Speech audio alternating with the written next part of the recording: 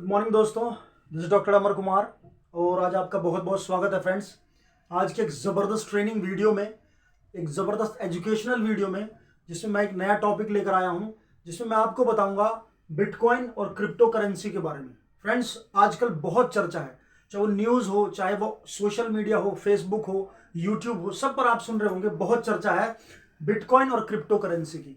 लेकिन बहुत सारे लोग, शायद इंडिया में 1 से 2% लोग हैं जो ये जानते हैं कि बिटकॉइन और क्रिप्टो करेंसी क्या है। उन्हें बस इतना पता है कि कोई चीज़ कुछ समय पहले कुछ हज़ार की थी, आज वो 40 लाख, 50 लाख, 65 हज़ार की हो चुकी है। लेकिन बहुत सारे ऐसे लाखों लोग हैं जिनके अंदर क्यूरियोसिटी है, उत्सुकता है ये जानने की कि आखिर ये बिटकॉइन है क्या, लोग इसमें इतना बड़ा पैसा बना कैसे रहे। तो फ्रेंड्स, इसी चीज़ को समझते हुए मैं आपका दोस्त डॉक्टर अमर कुमार आज एक ज़बरदस्त वीडियो लेकर आया हूं इस सिस्टम के ऊपर, इस बिटकॉइन और क्रिप्टो करेंसी के ऊपर, जिसके अंदर आपके जो सारे डाउट्स हैं, जो सारी क्यूरियोसिटी, जिज्ञासा है बिटकॉइन क्रिप्टो करेंसी को लेकर, वो सारी आज उन सब के जवाब मेरे पास होंगे। और अगर कोई सवाल फिर भी रहता है तो आप लिंक में भेज सकते हैं, कमेंट में डाल सकते हैं, मैं उसका जवाब आपको जरूर दूंगा। तो ज्यादा समय न लेते हुए फ्रेंड्स, आइए आज इस वीडियो को देखते हैं और समझते हैं कि बिटकॉइन क्रिप्टो करेंसी है क्या। फ्रेंड्स, ये जो वीडियो है पार्ट 1 में है, जिसमें मैं आपको बताऊंगा कि ये क्या चीजें किस तरह से काम करती है, और पार्ट 2 में मैं आपको बताऊंगा कि हमें बिटकॉइन या क्रिप्टो करेंसी क्यों करने चाहिए, आज क्यों आवश्यकता है डिजिटल करेंसी को, हर इंसान को जरूरत है। क्योंकि फ्रेंड्स, कोरोना में आपने देखा बहुत सारे लोगों की जॉब चली गई, बिजनेस, बड़े बड़े बिजनेस खत्म हो गए। फ्रेंड्स, लोगों के पास कोई सोर्स नहीं है, महंगाई बढ़ती जा रही है। तो ऐसे में हमें जरूर इस चीज को समझना चाहिए। तो ज्यादा समय ना लेते हुए आइए फ्रेंड्स शुरुआत करते हैं। सबसे पहले आप जो देख रहे हैं friends, bitcoin crypto currency. Crypto currency है क्या दोस्तों? बहुत से लोग इन दोनों को एक ही चीज मानते हैं, लेकिन मैं थोड़ा सा इसको डिफरेंशिएट करके आपको बताता हूं। क्रिप्टो करेंसी एक व्यवस्था का नाम है, एक मैनेजमेंट है। कैसे? जैसे डीटीसी का आपने नाम सुना होगा। डीटीसी एक व्यवस्था, एक मैनेजमेंट है जिसके अंदर बसेस चलती हैं। फ्रेंड्स, ये जो बस है ये डीटीसी नहीं है, डीटीसी एक व्यवस्था है जिसके अंदर ये बसेस चलती हैं और हम कहते हैं वो डीटीसी की बस जा रही है। ठीक इसी तरह जैसा कि हम देखते हैं, करेंसी एक मुद्रा का नाम है। हर कंट्री की अलग अलग करेंसी, इंडिया में रुपीज है, जापान में येन है, अरब कंट्रीज में दिनार है, दिराम है, उसके बाद अमेरिका में यूएस डॉलर है। तो फ्रेंड्स, इसी तरह करेंसी जो है एक मुद्रा का नाम है, क्रिप्टो करेंसी एक मुद्रा की व्यवस्था का नाम है। एक ऐसी व्यवस्था जो एक विशेष प्रकार की मुद्रा को संचालित करती है, एक प्लेटफॉर्म प्रोवाइड करती है जिससे एक विशेष प्रकार की, आगे हम जानेंगे, डिजिटल मुद्रा इसके ऊपर ट्रेवल करती है। इसलिए इसका नाम क्रिप्टो करेंसी कहा जाता है। दोस्तों, बिटकॉइन क्रिप्टो करेंसी का एक कॉइन है। ये दोनों एक चीज नहीं है। आप ये कह सकते हैं कि ये पेरेंट्स हैं और ये बिटकॉइन उसका बच्चा है।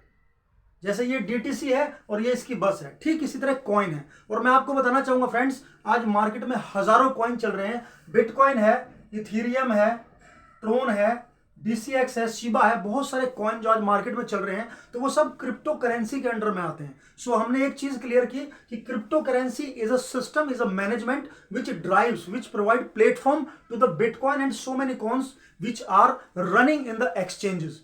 तो आइए फ्रेंड्स, इससे आगे बढ़ते हैं कि क्रिप्टो करेंसी की शुरुआत कैसे हुई। देखिए फ्रेंड्स, अगर आप किसी भी इंसान की कामयाबी को देखकर अगर उस बिजनेस में घुसते हैं तो वो एक तरह का जुआ होगा। आप उसमें कामयाब हो भी सकते हैं, नहीं भी हो सकते, लेकिन अगर आप उस बिजनेस को समझ के उसमें एंट्री लेते हैं तो 99% चांस है कि आप उस बिजनेस में कामयाब होंगे। क्यों? आपने अपने आप को एजुकेट किया, पहले अपने आप को उस बिजनेस की समझ प्रदान की, उसके बाद आपने उस बिजनेस को किया और आप डेफिनेटली उसमें सक्सेसफुल हो जाएंगे। तो आइए फ्रेंड्स, समझते हैं कि क्रिप्टो करेंसी है क्या। सबसे पहले करेंसी को समझिए। अगर मैं बात करूं आज से 100 साल पहले की, तो 100 साल पहले आप जानते होंगे कि अनाज के बदले अनाज मिलता था। 50 किलो आप चने ले जाइए, 50 किलो गेहूं ले आइए। 20-25 साल ये कहानी चली, 30-40-50 साल। उसके बाद कुछ समाज में ऐसे लोग होते हैं जो समाज की दिशा के विपरीत चलते हैं। तो उन्होंने सोचा कि इतना वजन ले जाओ, इतना वजन लाओ, क्यों ना कुछ ऐसा सिस्टम बनाया जाए जिससे हम थोड़ा वजन ले जाएं और बहुत सारा वजन लेकर आए। तब शुरुआत हुई सिक्कों की। सोने, चांदी, चमड़े के सिक्के चले फ्रेंड्स, आपने देखा होगा। कुछ समय वो भी चला, 20-25-30-40 साल। उसके बाद फिर कुछ लोगों ने सोचा कि क्यों ना हम इससे भी हल्की कोई चीज बनाएं। तो फ्रेंड्स, इजाद हुआ नोटों का, नोटों की क्रिएशन हुई। नोट जो कि बिल्कुल हल्के थे, आप थोड़े से बंडल में नोट ले जाइए और 10-20-50 कुंटल अनाज भर के ले आइए। ये भी कहानी फ्रेंड्स 20-25 साल चली। यहां मैं आपको एक चीज बताना चाहूंगा फ्रेंड्स, कोई भी टेक्नोलॉजी या इंडस्ट्री जो आती है, जिसका पदार्पण एक नए युग में एंट्री होती है, 20 से 25 साल उसकी मैक्सिमम लाइफ होती है। उसके बाद बाय एनी मीन्स उसको बदलना ही है, क्योंकि परिवर्तन संसार का नियम है दोस्तों।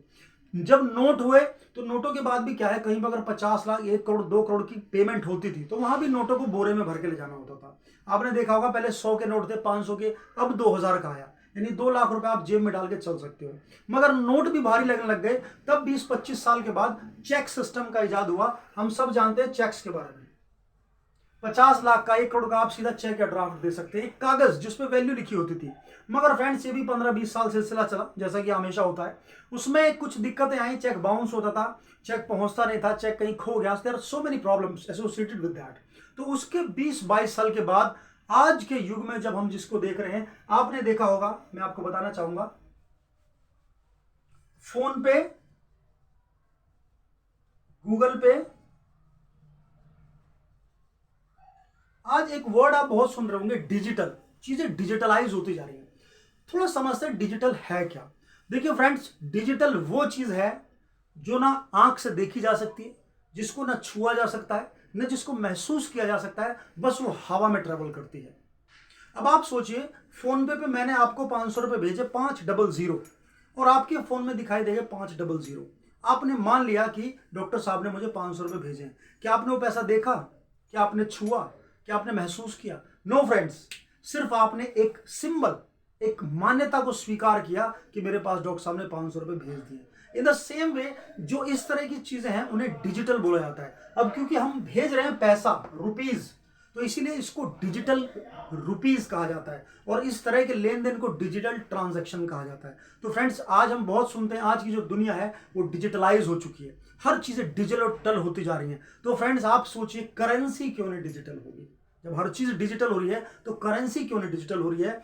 चेक सिस्टम को भी जब 20-25 साल हो गए तो आज फोन पे, गूगल पे का सिस्टम आया, लेकिन बहुत सारी कंट्रीज है जहां फोन पे, गूगल पे नहीं है, तो वहां इजाद हुई जबरदस्त चीज, दैट इज क्रिप्टो करेंसी। अब ये क्रिप्टो करेंसी की शुरुआत कैसे हुई, मैं थोड़ा इसके बारे में आपको बताना चाहूंगा फ्रेंड्स।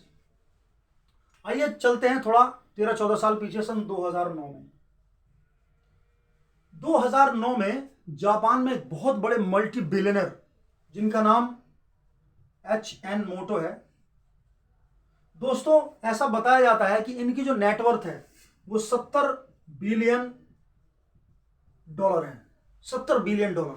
शायद आपकी कॉपी भर जाएगी लिखते लिखते, गिनते गिनते कई दिन लग जाएंगे। उनकी एक सोच थी, उन्होंने कहा कि आज मैंने जीरो से शुरू करके आज $70 बिलियन की नेटवर्थ बनाई है, लेकिन इसकी डिटेल बैंक के पास क्यों है? इसकी डिटेल गवर्नमेंट के पास क्यों है? मैंने आपको बताया ना, समाज में हमेशा से ही कुछ रिबेलियन जन्म लेते हैं जो समाज की दिशा के अगेंस्ट चलने का प्रयास करते हैं, और कहीं ना कहीं इसमें लॉजिक था। उनका कहना था कि मैं जब बिल्कुल गरीब था, जब मैं बॉटम पे था, जब मैं भूखा मरता था, तब तो ना कोई बैंक आया और ना ही कोई गवर्नमेंट आई मुझे हेल्प करने के लिए कि आप 100, 200, 500, $1000 लीजिए और अपना बिजनेस शुरू कीजिए। लेकिन आज मैंने जब संघर्ष करके इस 70 बिलियन की नेटवर्थ को बनाया है, तब ये बैंक और गवर्नमेंट क्यों हर महीने मुझसे टैक्स लेती है?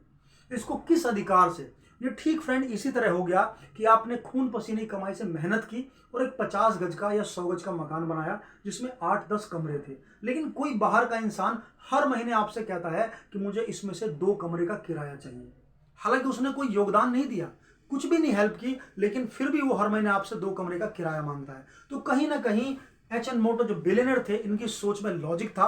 और फ्रेंड्स, जिन इंसान की सोच में लॉजिक होता है वो कुछ ना कुछ मैजिक जरूर क्रिएट करते हैं। इन्होंने अपने कुछ मिलियनर दोस्तों को बुलाया, एक टीम का गठन किया और इन्होंने कहा कि हम एक ऐसी करेंसी बनाएंगे जिसे दुनिया में हर इंसान ट्रांजैक्शन कर पाएगा, लेन देन कर पाएगा, लेकिन गवर्नमेंट और बैंक उसमें कोई इंटरफेरेंस नहीं कर पाएगा विदाउट टेकिंग एनी टैक्स।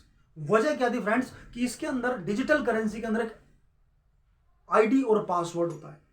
ये सिर्फ उसी इंसान इसको लेन देन कर सकता है जिसके पास आईडी पासवर्ड है, और हम भला अपना आईडी पासवर्ड बैंक को क्यों देंगे? तो फ्रेंड्स, शुरुआत हुई क्रिप्टो करेंसी की 2009 में। और दोस्तों, क्रिप्टो का मतलब होता है सीक्रेट, यानी कि गुप्त, और करेंसी का मतलब होता है मुद्रा, यानी वो मुद्रा जो कि सीक्रेट है, मैं जिसको चाहता हूं वही देख सके। और दोस्तों बहुत सारे लोग कहते हैं कि ये कोई 2 नंबर की या कोई गलत मुद्रा है। मैं आपको बताता हूं फ्रेंड्स, इसका जो सर्वर है वो गूगल से ड्राइव होता है और पूरा वर्ल्ड गूगल पे डिपेंड है। मैं आपसे एक सवाल पूछता हूं दोस्तों, अगर ये कोई 2 नंबर की या कोई अनएथिकल इलीगल मुद्रा होती, अगर डॉक्टर अमर के पास आज 7 बिटकॉइन हैं, तो पूरा वर्ल्ड इसको जब मर्जी चेक कर सकता है, देख सकता है। लेकिन अगर डॉक्टर अमर के पास कुछ पैसे उसने कहीं छुपा के रखे हैं, तो क्या इसे दुनिया में कोई देख सकता है? तो लीगल क्या हुआ? वो छुपे हुए पैसे या जिसको पूरी दुनिया में कोई भी इंसान देख सकता है, खरीद सकता है, बेच सकता है। अब आप ये डिसीजन खुद ले सकते हैं कि ये लीगल है या इलीगल है। दोस्तों आगे चलते हैं। इस तरह से 2009 में क्रिप्टो करेंसी की शुरुआत हुई फ्रेंड्स, यानी सीक्रेट करेंसी की।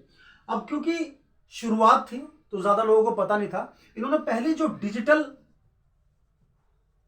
करेंसी, इसको डिजिटल करेंसी बोलते हैं फ्रेंड्स, पहली जो डिजिटल करेंसी थी दैट वाज बिटकॉइन, जिसका आज बहुत जबरदस्त चर्चा हो रही है। फ्रेंड्स मैं एक बात हमेशा कहता हूं कि चर्चा उसी की होती है जिसमें कुछ होता है, हमारी और आपकी चर्चा नहीं होती, क्योंकि हमारे अंदर शायद अभी कुछ नहीं है। मगर अगर चर्चा हो रही है तो कुछ तो पेच है, कुछ तो चीज है जिसे हमें समझना चाहिए। तो फ्रेंड्स बिटकॉइन जब 2009 में इसकी शुरुआत हुई तो फ्रेंड्स एक कॉइन लगभग 3 रुपए का था। आप समझ सकते हैं 2013, 4 साल, एक कॉइन 3000 रुपए का। अब आप समझ सकते हैं 3000 गुना की ग्रोथ। आज तक ऐसी ग्रोथ आपने देखी है? और सुनिए 2020 एक जो बिटकॉइन था इसकी कॉस्ट है 49 लाख रुपीज। दोस्तों ये अपने आप में एक अजूबा है।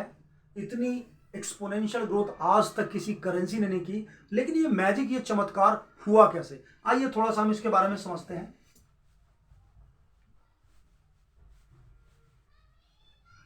आज एक 2009 में एक कॉइन इज इक्वल टू 3 रुपए और 2020 एक coin is equal to 49 lakh.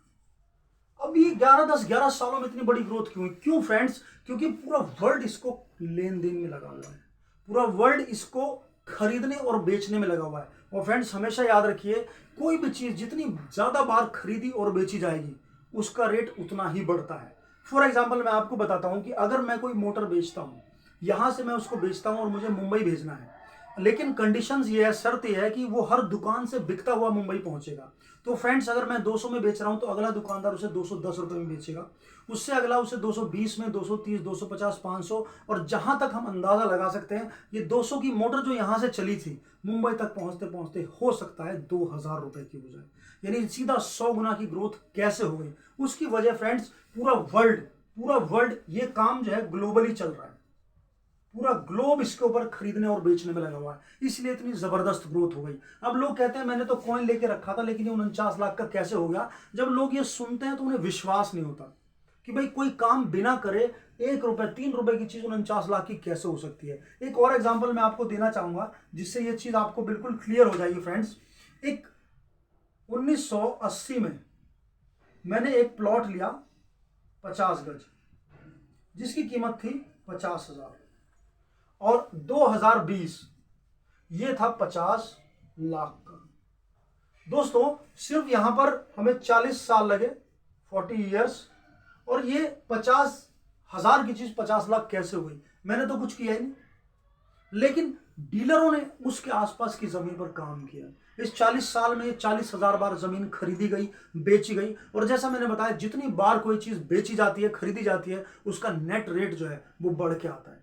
अब क्योंकि फ्रेंड यहाँ 40 साल इसलिए लगे क्योंकि ये काम हो रहा था मैनुअल, लोग खरीद रहे थे, लोग बेच रहे थे, लेकिन यहां पर सिर्फ 10 से 11 साल इसलिए इसको लगे 49 लाख बनने में 3 रुपए से, क्योंकि यहाँ काम हो रहा है ग्लोबल। दोस्तों आज से अगर 50-60 साल पहले देखें या हम 15-20-25 साल पहले देखें तो हमें खत लिखते थे और 1 हफ्ता लगता था किसी भी दूसरे स्टेट में पहुंचने में, अगर वो 1000-2000 किलोमीटर है। लेकिन आज एक व्हाट्सएप पे आज एक आप पेज भेजते हैं और विद इन सेकेंड वो कई हजार किलोमीटर, इवन अमेरिका में भी बंदे के पास पहुंच जाता है। तो ये कैसे पॉसिबल है? अगर आप इसको लॉजिक से देखेंगे तो ये पॉसिबल है, क्योंकि ये चीजें डिजिटल हैं जो हवा में काम करती है। ये स्पीड को कई करोड़ गुना बढ़ा देती है, जिससे कि रिजल्ट का जो टाइम पीरियड है वो कई करोड़ गुना घट जाता है। तो फ्रेंड्स, मैं समझता हूं बिटकॉइन और क्रिप्टो करेंसी के बारे में एक गहरी समझ आपको मिली होगी। दोस्तों, बिटकॉइन क्रिप्टो करेंसी का एक कॉइन है, जैसे इथीरियम है, ट्रोन है, डीसीएक्स है, इस तरह से ये कॉइन है। और ये जिस पर खरीदी बेचे जाते हैं उसको एक्सचेंज कहते हैं। जैसे कि बसेस जहां आती जाती हैं, खड़ी होती हैं, उसको डिपोट कहते हैं। ठीक इसी तरह एक्सचेंज पर इन कॉइन का रेट होता है। सेलर भी ऑनलाइन होता है और बायर भी ऑनलाइन होता है। इसमें न तो कंपनी का कोई लेना देना है, न ही कोई गवर्नमेंट का कोई हाथ है। तो फ्रेंड्स, प्रॉफिट भी आपका, लॉस भी आपका। और इतनी तेजी ग्रोथ इसलिए करती है, जो हम कई बार सोचते हैं कि भाई रेट एकदम से इतना हाई हो जाता है, एकदम से इतना लो हो जाता है, ऐसा क्यों? ऐसा फ्रेंड्स इसलिए क्योंकि पूरा ग्लोबली काम कर रहा है। हो सकता है अभी दोपहर के 1 बज रहे हैं, लेकिन अमेरिका के अंदर इस वक्त रात के 1 बज रहे हैं। और जब हम गहरी नींद में सोते रात को 2 बजे, वहां दिन हो रहा होता है। यानी कि 24 घंटे इसके ऊपर काम चलता है फ्रेंड्स। लोग इसके ऊपर लगे हुए हैं, और जो काम 24 घंटे चलेगा, आप समझ सकते हैं वो कितनी तेजी से ग्रोथ करेगी। तो फ्रेंड्स, ये कॉन्सेप्ट हमारा क्लियर हो गया कि बिटकॉइन क्या है और क्रिप्टो करेंसी क्या है।